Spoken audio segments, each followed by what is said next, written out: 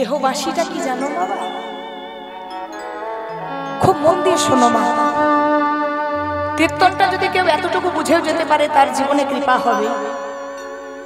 এই যে গ্রামে গ্রামে হরিনাম সংকীর্তন, বাড়িতে বাড়িতে নাম সংকীর্তন কেন? একটাই কারণ, যদি কৃষ্ণ কৃপা হয়। কৃষ্ণ কৃপা পেলে কি হবে? আমরা ভালো থাকবো। আচ্ছা, এই জগতে কে না চাই বলো তো মা যে ভালো থাকবো? এই জগতে কেউ কি চাই যে আমি মন্দ থাকবো? না, সবাই চাই জীবনে ভালো থাকবো। আচ্ছা, ভালো থাকার জন্য আমরা যে যে কাজগুলো করি সেই কাজগুলো প্রত্যেকটা অকাজ, কোনোটাই কিন্তু আমাদের কাজে লাগবে না। যার জন্য বলছে হাতে করো গৃহ কাজ, মুখে বলো হরি, অনায়াসে তরে যাবি ভব সিন্ধু পারি। সারা জীবন আমরা যাই করি না কেন, শেষের দিনে কিন্তু এই নামটাই সম্বল হবে না। আজকে আপনাদের পাশে যাদেরকে দেখছেন, আপনার সময়ের বন্ধু অনেক জনকে পাবেন, কিন্তু অসময়ের বন্ধু আপনি কাউকে পাবেন না। আজ আপনার থাকবে, আপনি হবেন কর্তা, আপনি হবেন গিন্নি। আপনার থাকবে না, আপনি বুড়ো বুড়ি ছাড়া কিচ্ছু হবেন না। দেখবেন আমাদের মতন মেয়েদিকে জিজ্ঞাসা করবেন, ও মা তোমরা শ্বশুর বাড়িতে কে কে থাকো গো? দেখবেন আমাদের মতন বউরা উত্তর দেবে, আমি থাকি, আমার হাজবেন্ড থাকে, আমার ছেলে, আমার মেয়ে।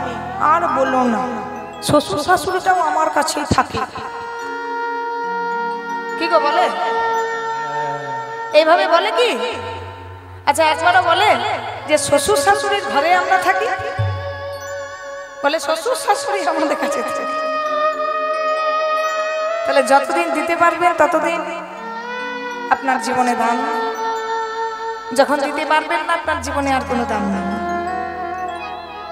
যার জন্য কিন্তু সময় থাকতেই বাঁশিটা বাজাতে হবে বাবা। 8টা কুঠুরি দিয়েছেন, 9টা দরজা দিয়েছেন, তার কাজ আছে। নয়ন দিয়েছেন হরি, জগতের যাবতীয় শোভা ছাড়ি শুধু প্রভুর রূপ করিতে দর্শন। এই নয়ন দিয়ে ভগবানকে দর্শন করুন। সকালবেলায় যখন ঘুম থেকে উঠবেন মা, আগে সর্বপ্রথম ভগবানের চরণটা দর্শন করবেন, ভগবানকে দর্শন করবেন। যার যত দামি বাড়ি হোক না কেন, যতই ওয়াল পুটির দেওয়াল হোক না কেন, যতই ওয়াল ডেকোরেশন হোক না কেন, প্রত্যেকটা রুমে একটা করে ভগবানের ছবি অন্তত রাখবেন, যাতে ঘুম থেকে উঠে ভগবানের রূপটা একবার দর্শন করতে পারেন। বলা তো যায় না সারা দিনটা আপনার কিভাবে যাবে। তিনি যদি আপনাকে কৃপা করেন, এ জগতে উনি ছাড়া কিছু নেই, ওনার কৃপা ছাড়া কিচ্ছু নেই। আবার রাত্রে ঘুমোবার সময় একটু ভগবানকে দর্শন করবেন। কেন? বলা তো যায় না, যদি সেই রাতটাই আপনার জীবনের শেষ রাত হলো। আপনাদেরকে তো কিছুক্ষণ আগে একটা ঘটনা বললাম, কীর্তনে আসনে বসে থাকতে থাকতে যার মৃত্যু হলো। বলা তো যায় না, পরের দিন সকালটা যদি কোনো নার্সিংহোমের বেডের বিছানাতে হলো, সেলাইন দেওয়া আছে, নাকি নল দেওয়া আছে, যাওয়ার সময় যদি কেউ একবার কৃষ্ণ নাম করে, মা কৃষ্ণ নাম যদি কেউ গালি দিয়াও করে উচ্চারণ, তথাপি হয় জীবের মুক্তিরই কারণ। এর প্রমাণটা আপনাদেরকে ভাগবত ধরে বলছি। ভাগবতে একজনকার নাম আপনারা শুনে থাকবেন বাবা, যার নাম অজামিল। অজামিলের নাম শুনেছেন আপনারা? অজামিল ছিল ব্রাহ্মণের ছেলে। ব্রাহ্মণের ছেলে হয়ে এমন কুকর্ম করেছিল, এমন অধর্ম করেছিল যে শেষ জীবনে তাকে ডাকাতি বৃত্তি করতে হয়েছিল। কি করেছিল না, অজামিল সবকিছু স্বভাব ভালো ছিল, কিন্তু একটা স্বভাব বড় মন্দ ছিল, সেটা হচ্ছে তার চরিত্রের দোষ ছিল। কেমন না, মেয়ে দেখলে আর নিজেকে ঠিক রাখতে পারতো না। শেষে অজামিল বলল কি, ব্রাহ্মণের ছেলে হয়ে এক বেশ্যা নারীকে বিবাহ করে নিল, পতিতা নারীকে। সমাজে কেউ আগে তাকে প্রবেশ করতে দিল না, ঘরে তার বাবা তাকে ঢুকতে দিল না, দূর দূর করে দাঁড়িয়ে দিল। ব্রাহ্মণের ছেলে হয়ে তুই পতিতাকে বিয়ে করলি, কি করবে? উপায় নেই, সংসার করেছে। অজামিল গ্রামের শেষে একটা পাতার কুটির করে থাকতে লাগলো বাবা। যেখানে কাজ করতে যায় কেউ কাজ দেয় না, কারণ সে এমন একটা নারীকে বিবাহ করেছে, সে সমাজচ্যুত হয়ে গেছে। সে চুরি বৃত্তি শুরু করলো, একটার পর একটা সন্তান হলো, পেট ভরাতে পারছে না। শেষে অজামিল একটা বড় ডাকাত হয়ে গেল। খুব শিক্ষণীয় গল্প। এমন ডাকাত হয়ে গেল, যেমন শোলে সিনেমাতে ডায়লগ আছে না, চুপচাপ সো যা বেটা नहीं तो गब्बर सिंह आ जाएगा।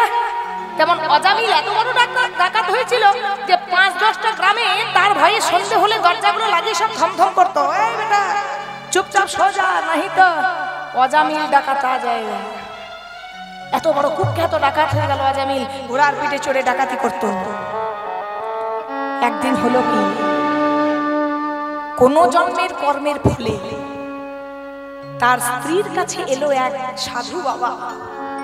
দেখবেন এখনকার গ্রামে পাড়ার ছেলে ছোকরারা তো খুব বদমাশ হয়ে গেছে, দেখবেন ধর্মটাকে নিয়েও অনেক হাসাহাসি করে, তাই না? তার সাধু বাবা এসেছে, তাকে দেখে বলছে বাঁচাও সাধু বাবা, বাঁচাও সাধু বাবা। সাধু বাবাকে দেখে ঠাট্টা করছে। এবার সাধু বাবা যেই ঢুকেছে, একটা বাচ্চাকে জিজ্ঞেস করেছে, আচ্ছা বাবা, তুমি একটু বলে দিতে পারবে এই গ্রামে কোনো ভক্তের বাড়ি আছে কিনা? রাত্রি হয়ে গেছে তো আমি আর বাড়ি ফিরে যেতে পারবো না, তাই যদি কোনো ভক্তের বাড়ি থাকে সেই বাড়িতে আমি রাত্রিটা যাপন করব। সেই বাচ্চাটা বদমাশি করে বলে দিয়েছে, সাধু বাবা ওই গ্রামে শেষে চলে যান, ওই অজামিল ভক্তের বাড়ি আছে। তার ঘরে কেউ যায় না। সাধু বাবা কিন্তু চলে গিয়েছে। ঘর থেকে বেরিয়ে এসেছে কে? অজামিলের স্ত্রী। তার চরিত্রটা পতিতা, কিন্তু তার ভেতরটা বড় নরম। ওপর থেকে দেখে মানুষকে বিচার করতে নেই মা।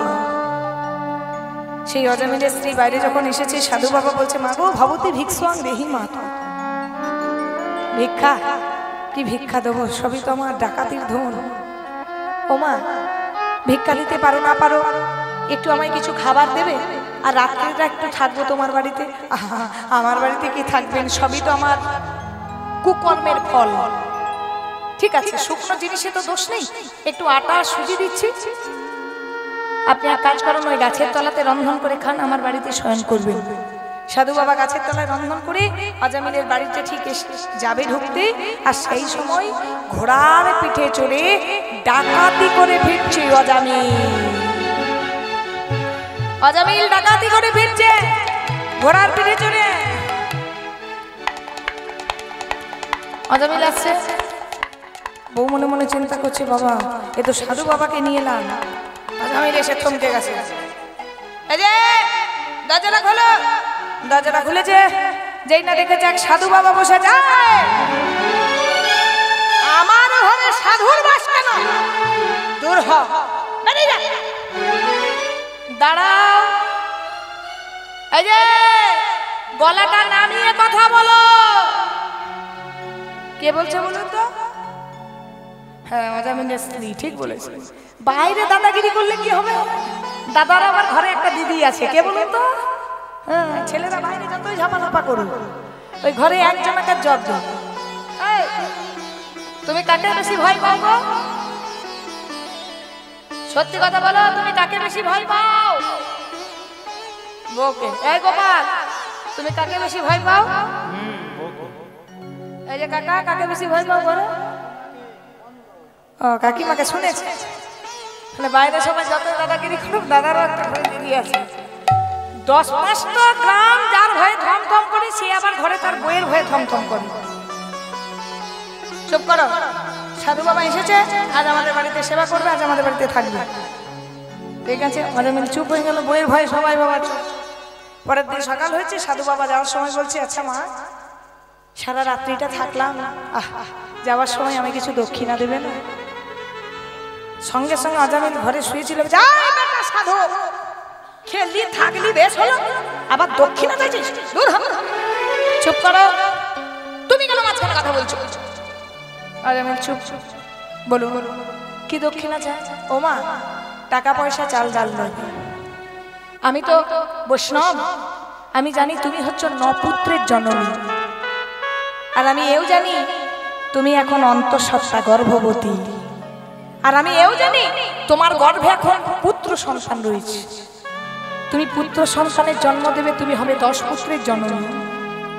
তবে মা, আমার একটাই প্রার্থনা, একটাই ভিক্ষা, একটাই দক্ষিণা, যদি তোমার ওই গর্ভের সন্তানটার নাম রাখো নারায়ণ। অজামিল ছোট্ট ছেলেটার নাম রাখলো নারায়ণ।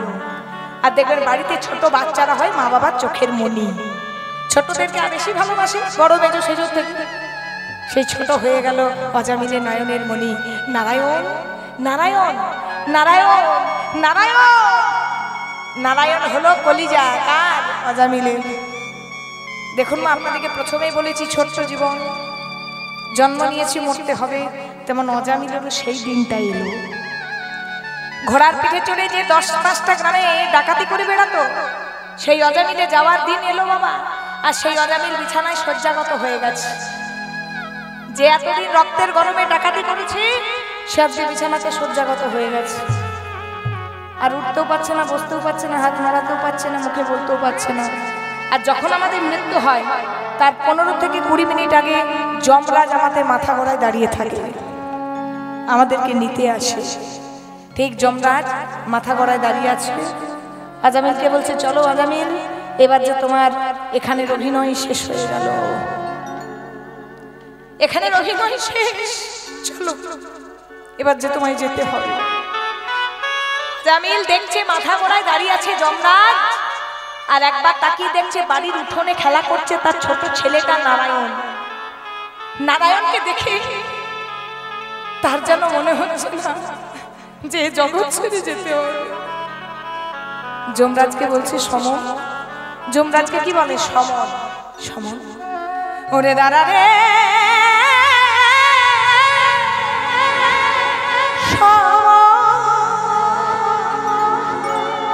আরে কিছু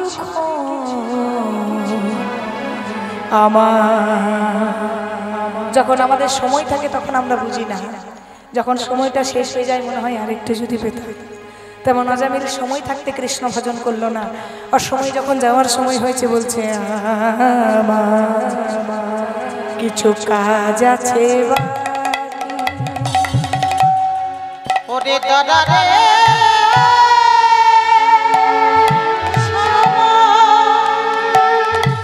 কিছু কাজ আছে বাকি। আমার আগি নাম আছে ছোট নারায়ণ বিরাজে। ওই দেখে আমার আঙ্গিনার মাঝে ছোট নারায়ণ বিরাজে। আর কিছুক্ষণ আমার কিছু কাজ আছে বাকি। নিতাই গৌর হরি বল।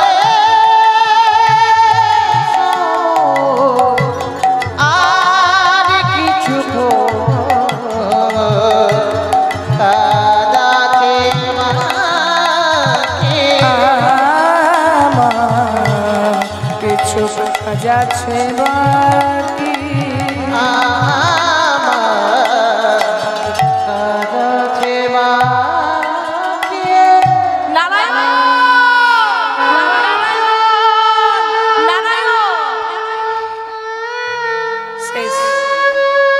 বিষ্ণুলোক থেকে বিষ্ণুর দূত এলো, এই যে এই দেহটাকে নিয়ে যাওয়া হবে বিষ্ণুলোকে। না, এই দেহটাকে নিয়ে যাওয়া হবে যমলোকে। এই দেহটা নিয়ে যাওয়া হবে বিষ্ণুলোকে, এই দেহ নিয়ে যাওয়া হবে যমলোকে। কেন? একটাই কারণ। কারণটা কি? যাওয়ার সময় যে নারায়ণের নাম করেছে, হরিবল হরিবল।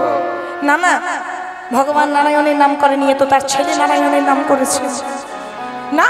ছেলের নাম করুক আর যার নাম করুক, নারায়ণ কথাটা বলেছে। চলে গেল দেহটা বিষ্ণু লোকে।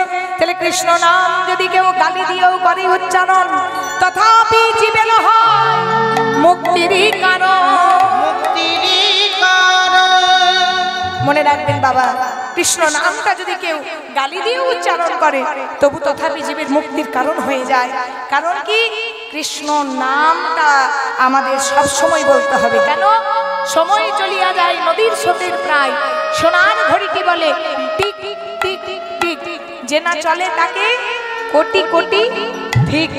তুলবি যদি মাখন ছানা সকাল সকাল তোল, আর কচি বেলায় সাধন ভজন, বেলা হলে বাধায় গন্ডগোল।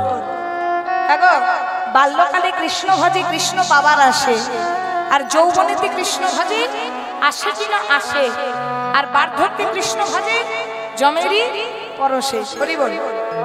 মনে রাখবেন মা, যারা গোয়ালা আছে তারা দেখবেন দুধ ছানা যখন করে, মাখন করে, দেখবেন সকাল সকাল মন্থন করে। মন্থনটা যদি বেলা হয়ে যায় তাহলে কিন্তু তার মন্থনটা ভালো হয় না, গন্ধ উঠে যায়। তেমন কচি বেলায় যদি সাধন ভজন হলো তো হলো, যদি বেলা বেঁধে যায় বাবা তাহলে কিন্তু আর হরিবোলটা বেরোবে না।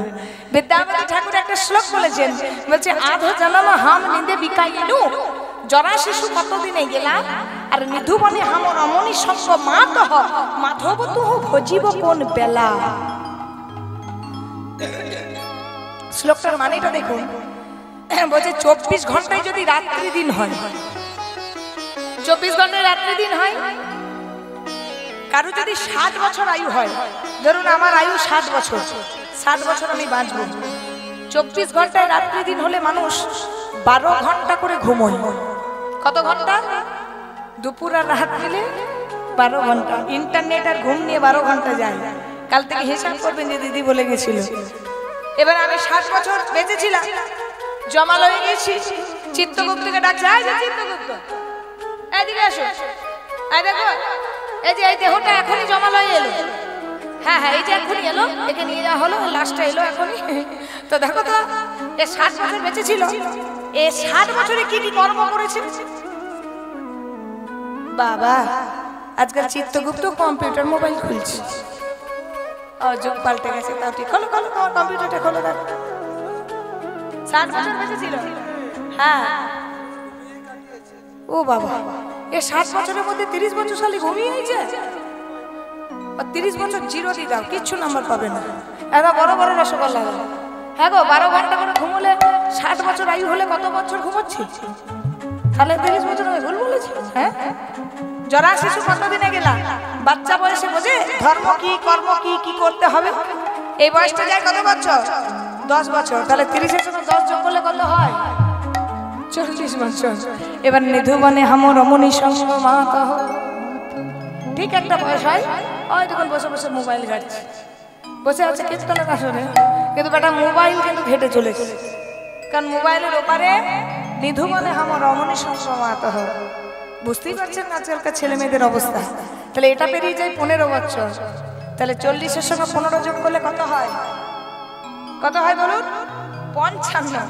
তাহলে 60 বছর যদি কারো আয়ু হয়, 55 বছর যদি এইভাবেই কেটে যায়, তাহলে মাধব তুহু ভজিব কোন বেলা, মাধব তোমায় কখন ভজন করলাম। আরে কাহে না,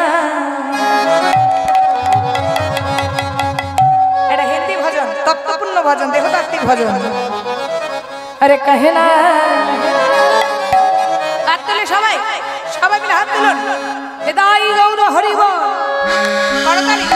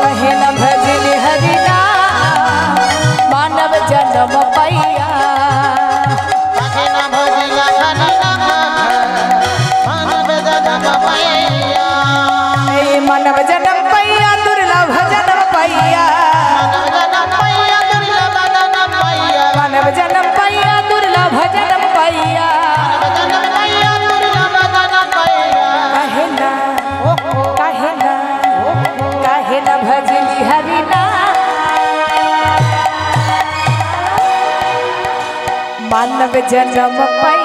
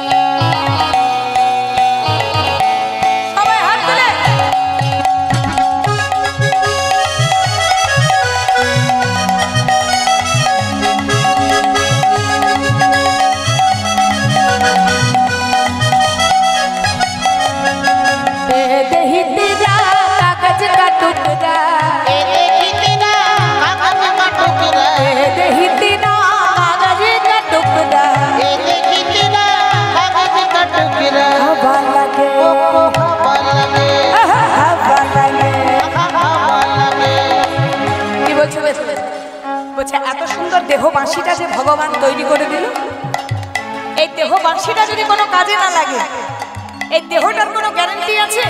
এই যে আমরা এত দামি দামি শাড়ি পরছি, গহনা পরছি, এত মেকআপ নিচ্ছি, এত সাজছি, দেহটার কোনো দাম আছে? আত্মাটা নিত্য, কিন্তু দেহটা অনিত্য। দেহর কোনো দাম আছে কি? এই এখনই আছি, এখনই নাও থাকতে পারে। একটা কাগজের টুকরো দেখবেন জল পড়লে ভিজে যায়, একটা কাগজের টুকরো আগুন ধরিয়ে দিলে পুড়ে যায়, একটা কাগজের টুকরো হাওয়া দিলে উড়ে যায়। তেমন বলছে এ দেহি তেরা কাগজ কা টুকরা, এই দেহটাকে নিয়ে গরম করে কিছু লাভ নেই। এই দেহটা হচ্ছে কাগজের টুকরোর মতো, একবার যদি দমকা হাওয়া দিয়ে দেয়, এই দেহ যে গিয়ে কোথায় পড়বে কোনো নিশানা পাবে না। কারণ কি? এই জীবনের কোনো গ্যারান্টি নেই। হাওয়া লাগে, হাওয়া লাগে,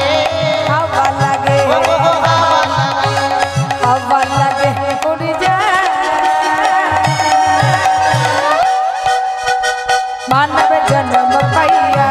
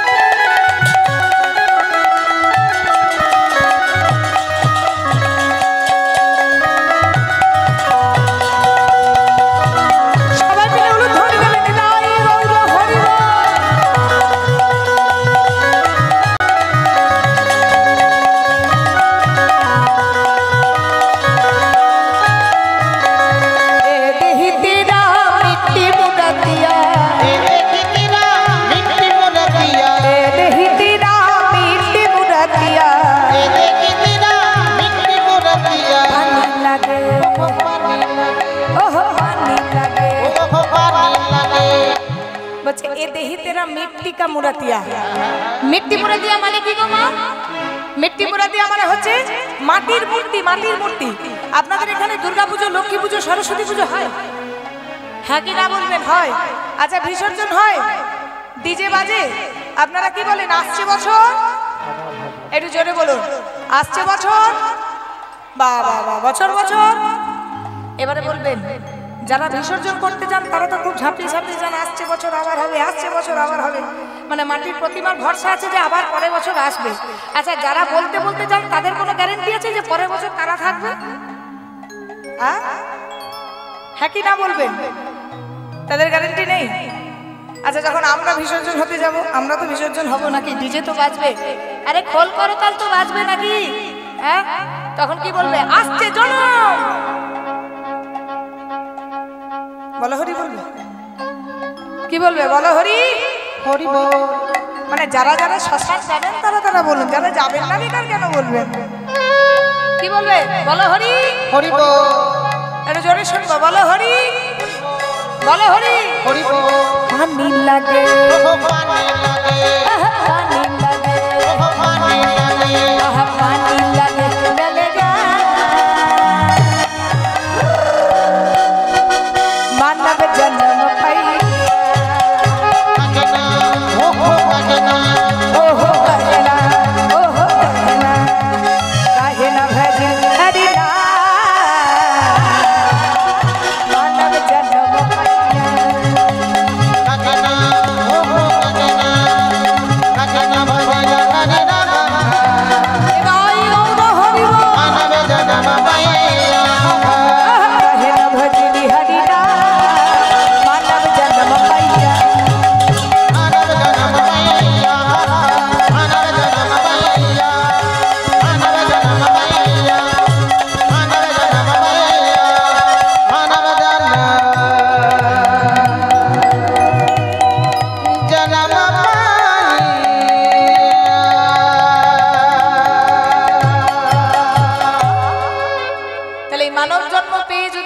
দেহবাসীটা না বাজাই তাহলে কি হবে? জন্মটা বৃথা হবে। কারণ এই দেহবাসীর মধ্যে আমার ভগবান বিরাজ করে। আমরা বড় বড় মন্দিরে খুঁজতে যাই, দেখবেন যেখানে ঝাঁ চকচকে টাইলস মোজাক করা মন্দির, সেই মন্দিরে আমরা ছুটে ছুটে খুঁজতে যাই। কিন্তু মনে রাখবেন মা, ভগবান কোথাও নেই, ভগবান নিজেকে লুকিয়ে রেখেছে। আর ভগবান যেখানে নিজেকে লুকিয়ে রেখেছে, আমরা সব জায়গা খুঁজলেও সেই জায়গাটা আবার খুঁজি না। একবার কি হয়েছে শোনো, এক শেঠজি 5 লক্ষ টাকার ব্যাগ নিয়ে হাওড়া থেকে দিল্লি যাচ্ছে। আর একটা চোরের কাছে খবর আছে যে শেঠজির ব্যাগে 5 লাখ টাকা আছে। এবার চোর মনে মনে চিন্তা করছে 5 লাখ টাকাটা যেমন করে হোক আমাকে চুরি করতে হবে। তাই করেছে কি, শেঠজি কেটেছে একটা টিকিট আর চোর কেটেছে 2টো টিকিট। কেন না, শেঠজি হাওড়া থেকে দিল্লি যাবে আর চোর চুরি করে আবার দিল্লি থেকে তো হাওড়া ফেরত আসতে হবে। এই যে আমরা চোর 2টো টিকিট কেটেছি, একটা আসার টিকিট একটা যাওয়ার টিকিট। এবার চোর কি করেছে, বেছে বেছে বেছে বেছে সে শেঠজির পাশের সিটটাতেই বসেছে। যখনই বসেছে দেখবেন গৃহস্থ যদি সজাগ থাকে চোরের চুরি করতে বড় অসুবিধা হয়। শেঠজি কিন্তু বুঝে গেছে আমার পাশে যেজন বসেছে সে মোটেও ভদ্রলোক নয়, সে হচ্ছে একটা অভদ্র চোর, একদম অভদ্র চোর, বুঝে গেছে। এবার শেঠজি কিন্তু পয়সাটা খুব একদম নিতাই গৌর হরি বল, মানে এত যদি ছেড়ে দেয় তাহলে তো টাকাটা নিয়ে পালাবে, পয়সাটা বেশ খুব সামলে রেখেছে। শেঠজি অপেক্ষা করছে, কিসের অপেক্ষা? যে চোর যদি কোনো রকমের সিটটা ছেড়ে একবার বাইরের দিকে যায়, আমি সেই সুযোগটা নিয়ে কিন্তু টাকাটা অন্য জায়গায় সরিয়ে দেবো। আর চোর আবার অপেক্ষা করছে শেঠজি যদি কোনো রকম একবার বাইরে যায়, তো আমি সেই সুযোগে আবার শেঠজির টাকাটা চুরি করব। তাহলে চোর অপেক্ষা করছে, শেঠজি অপেক্ষা করছে, দুজনাকার অপেক্ষার পালা চলছে। মা এবার অপেক্ষা করতে করতে ট্রেনটা কিন্তু দিল্লি ঢুকবো ঢুকবো হয়ে গেছে। ট্রেনটা যখন দিল্লি ঢুকবো ঢুকবো হচ্ছে, সেই সময় চোরের খুব চিন্তা হয়ে গেছে যে আমি যে টাকাটা চুরি করতে এলাম, ট্রেনটা তো দিল্লি ঢুকবো ঢুকবো হচ্ছে, টাকাটা যদি চুরি না করতে পারলাম তবে যে আমার আশা আর তবে যে আমার যাওয়া দুটোই যে বিফল হয়ে গেল। হ্যাঁ গো, চুরি যদি না করতে পারি তাহলে আশা আর যাওয়া দুটোই তো বিফল যাবে নাকি?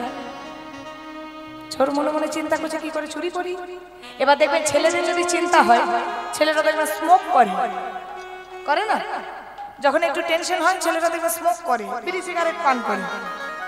এবার করেছে কি, চোর একটা বিড়ি নিয়ে বাইরের দিকে গেছে, আর যেই না দরজার সামনে গিয়েছে শেঠজি সেই সুযোগে কিন্তু টাকাটা অন্য জায়গায় সরিয়ে দিয়েছে। যেই শেঠজি টাকাটা সরিয়ে দিয়েছে, হরিবল, ঠিক তারপরেই চোর শেঠজির কাছে এসেছে। এবার শেঠজি বলছে, ও দাদা এদিকে শুনুন। বলছি এই যে আপনাকে দেখে বাঙালি মনে হচ্ছে। আচ্ছা আচ্ছা, বলছি আমার ব্যাগটা একটু ধরবেন। আরে দাঁড়ান, এত ছটফট করছেন কেন? না ব্যাগটা ধরবেন, আমি একটু বাথরুমে যাব। শেঠজি কিন্তু ব্যাগটা ধরতে দিয়ে বাইরে গিয়েছে।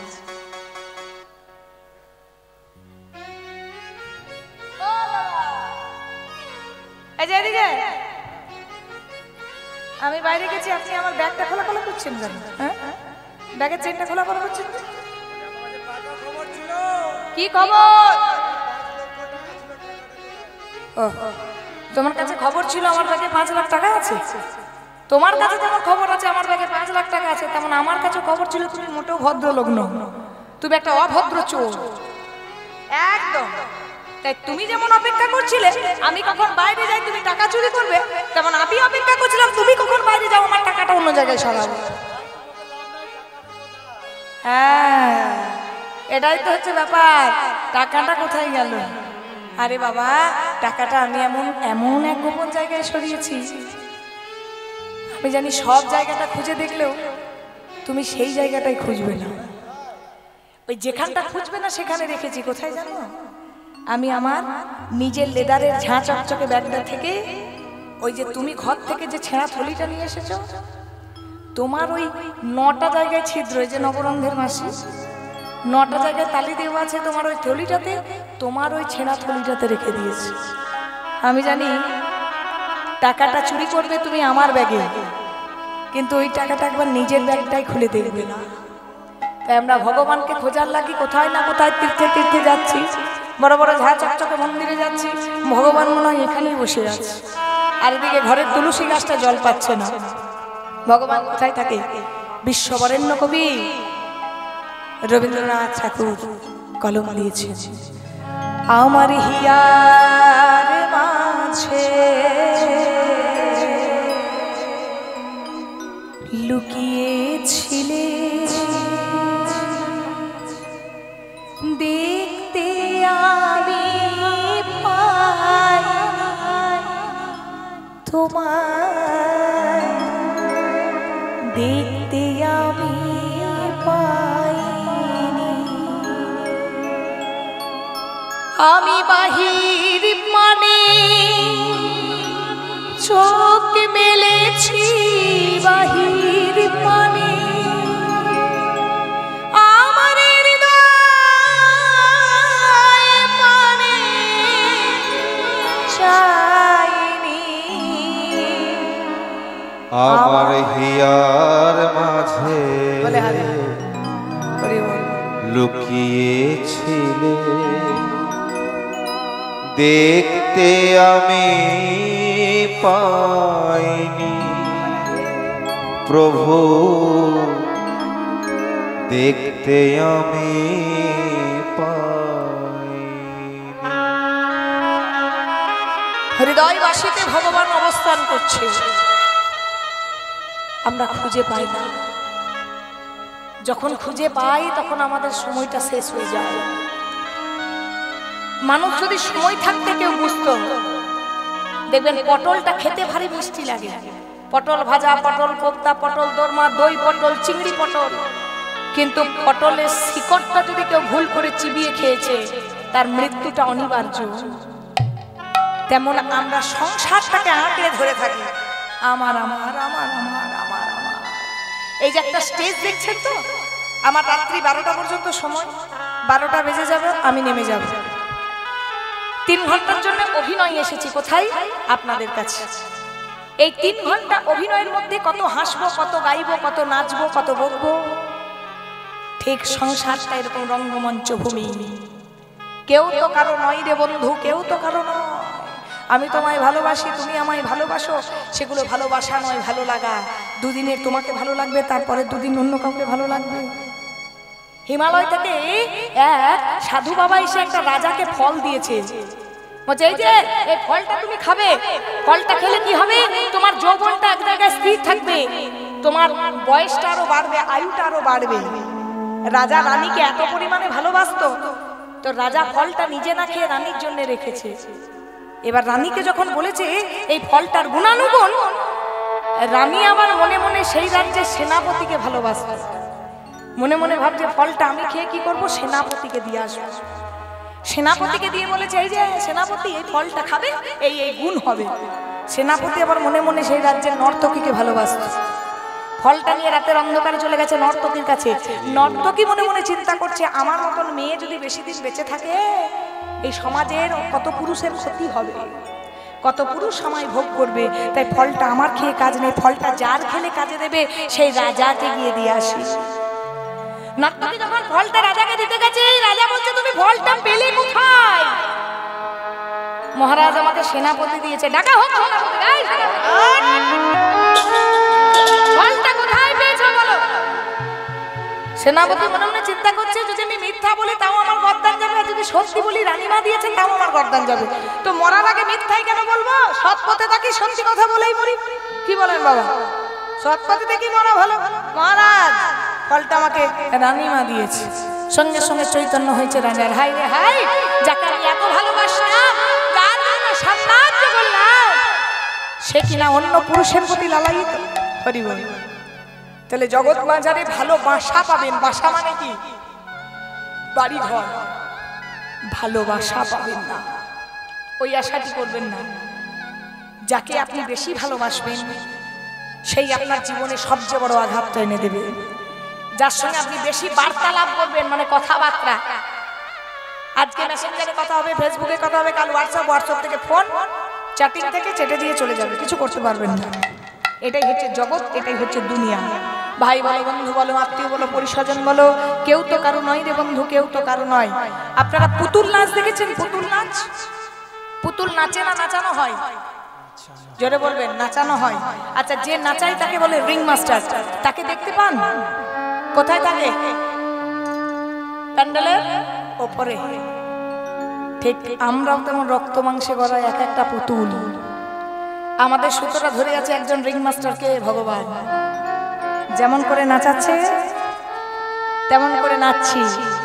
নাচানো শেষ হবে, অভিনয় শেষ হবে, খাঁচা থেকে পাখিটা উড়ে যাবে, যেখানে অন্য কোনো গ্রামে অন্য কোনো মায়ের গর্ভে আবার জন্ম নেবে।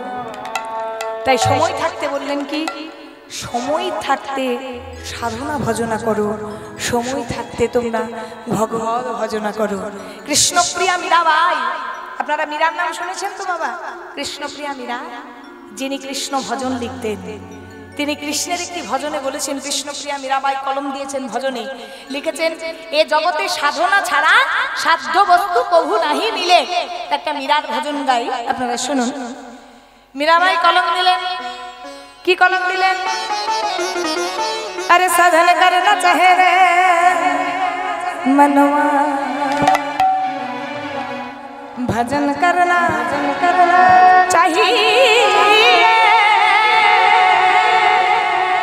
साधन करना चाहिए मनवा, भजन करना चाहिए, साधन करना चाहे रे मनवा, भजन करना चाहिए, साधन करना चाहिए, भजन करना चाहिए, साधन करना चाहे रे मनवा, भजन करना चाहिए, साधन करना चाहिए मनवा, भजन करना चाहिए, साधन करना चाहे रे मनवा, भजन करना चाहिए, साधन करना चाहिए मनवा, भजन करना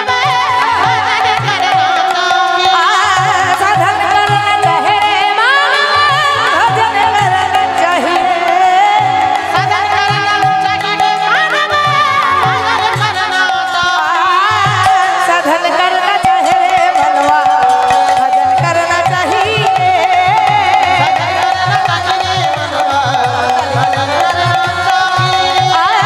साधन करना चाहे रे मनवा, भजन करना चाहिए,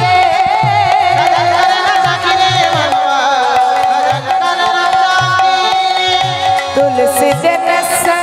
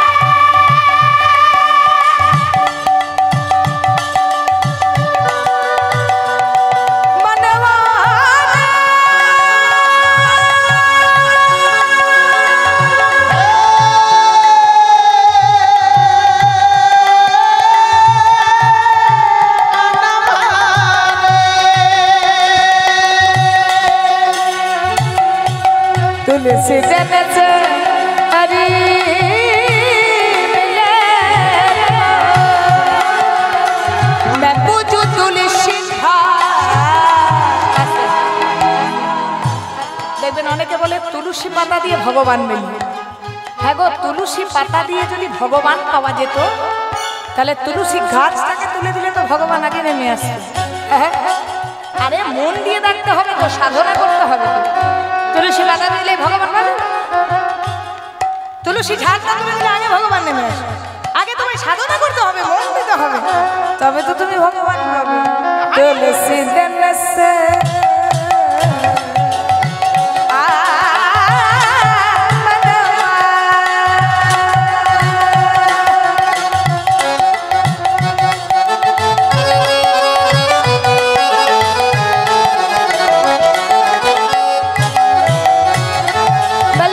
तुलसी जन से हरि मिले तो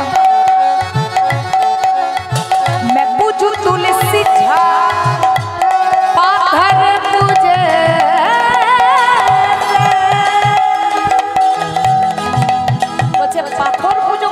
ভগবান পেত, তাহলে পাহাড়টাকে তুলে আনলে, পাহাড়কে পুজো করলে তো আগে নাম তো ভগবান। পাথর পুজো হরি মিলে না मैं पूजू पहाड़,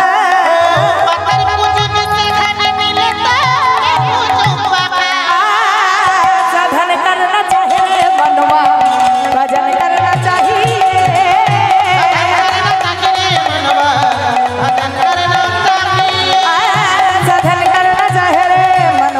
भजन करना चाहिए।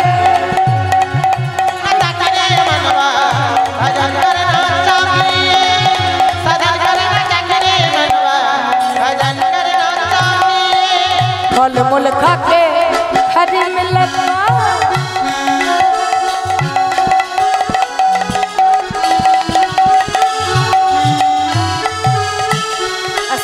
অনেকে কি বলে ভগবান পেতে হলে নিরামিষ খেতে হবে, ভগবান পেতে হলে উপবাস দিতে হবে। আচ্ছা বলুন তো, গাছের বাঁদরেরা কি খেয়ে থাকে? মাছ মাংস খেয়ে, হ্যাঁ, ফলমূল খায়। তাহলে বাঁদররা তো আগে কৃষ্ণ পেত। গলায় একটা মোটা তুলসীর মালা নিয়ে নিলাম, হাতে একটা মালা জপ করছে, হরে কৃষ্ণ হরে কৃষ্ণ হরে কৃষ্ণ। এদিকে পাশের বাড়িটা দোতলা হচ্ছে আর আমার ভেতরটা ভুটভাট করছে। বাবা কত বড় দোতলা ঘরটা করে নিল আর আমার কিছুই হলো না। আমার মালা জপ করে কিছু হবে? হ্যাঁ, আগে মনটা শুদ্ধ করো। এই মনের দ্বারা তুমি বড় হবে। এই মনটা যদি পরিষ্কার থাকে, মন চাঙ্গা তো কোটাতেই গন্ধ নেই। বলছে ফলমূল খাকে হারি মিলে তো বহুত বান্দর হুয়া। অনেক বান্দররা ফলমূল খেয়ে থাকে, তাহলে তারা তো আগে ভগবান পেত। আর নারী ছোড়নে সে হারি মিলে তো বহুত খোঁজা করে। কি বলছে? এ জগতে যদি সংসার ছেড়ে কৃষ্ণ মিলে যেত তো কত ছেলের বিয়ে হয়, কত ছেলের বউ মরেছে, কত ছেলে সন্ন্যাসী হয়ে সাধু বাবা হয়ে বেরিয়ে গেছে, তাহলে তারা আগে পেত। হরি বল। ভগবান কোথায় মিলবে? ভগবান মিলবে এক জায়গায়। কোন জায়গায়? এই মনের সাধনের দ্বারা। ফলমূল খাকে হরি মিলন,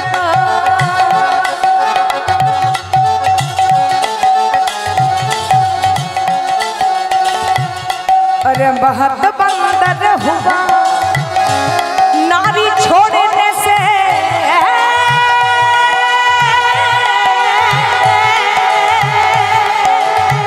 अरे मिले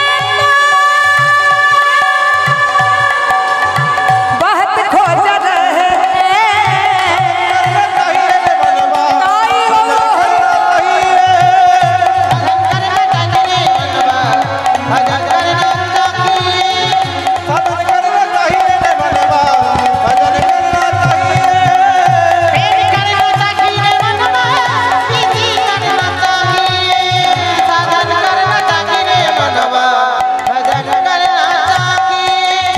दूध पीने से हरी मिलता। करे करे ताली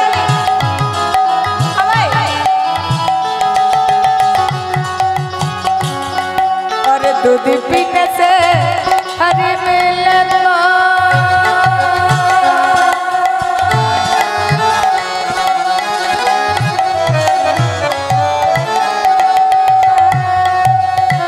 बहुत पतसुबाला বলছে দুধ খেয়ে জল খেয়ে যদি ভগবান পাওয়া যেত, তাহলে গাভীর বাচ্চারা কি বাছুর বলে? সেই বাছুরেরা দুধ খেয়ে থাকে, তাহলে তারা আগে ভগবান পেত। শেষে কৃষ্ণপ্রিয়া মীরামায় যিনি ভজনটি লিখলেন, তিনি লিখলেন কি?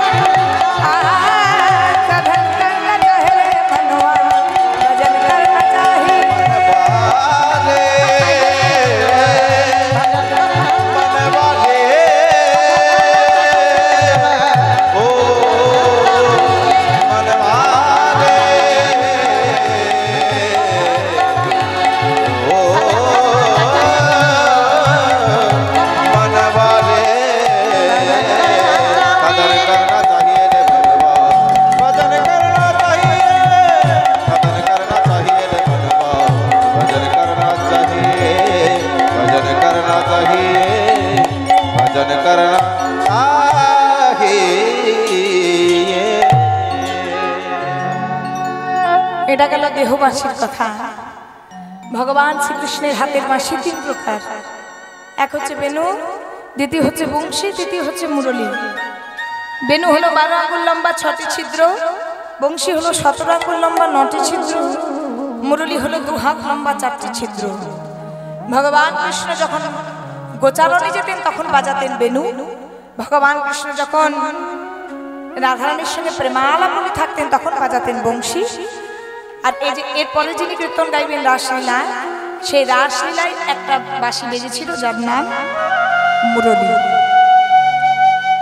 আজ ভগবান শ্রীকৃষ্ণ বৃন্দাবনে বাঁশি বাজাচ্ছেন, শুনতে পাচ্ছেন বাঁশির ধ্বনি? কি গো শুনতে পাচ্ছেন মা? তাহলে আমাদের যিনি ভায়োলিন বাজান সেই কাকা বাঁশি বাজায়, তো একটু বাঁশির ধ্বনি শুনুন। হরি বল। উনি একটু বাঁশির ধ্বনি করবেন, আপনারা একটু বাঁশির ধ্বনি শুনবেন, সবাই মিলে বলুন ধ্বনি।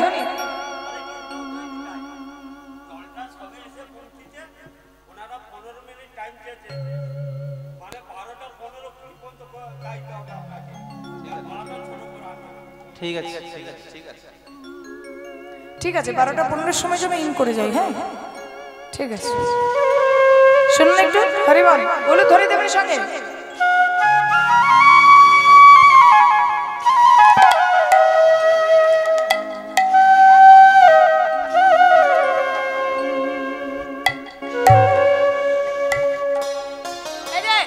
করে করে তালি দেবেন।